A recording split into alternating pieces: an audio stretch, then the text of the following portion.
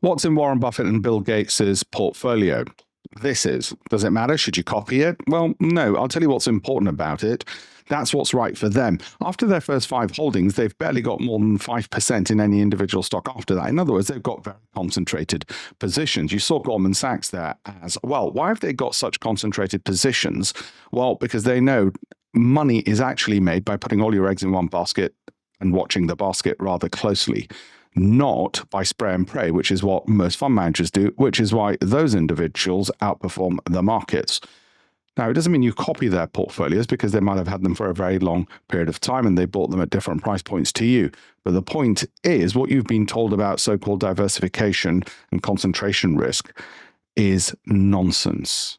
It used to be true in a non-connected world. But if you've got the knowledge and information and the data which the internet provides you about companies, and you've got the ability to monitor and watch them every day, which you do, or every week or every month, then you don't need to be spraying and praying with rubbish fund managers. It's why the retail client community are absolutely stuffed compared to the ultra-high net worths.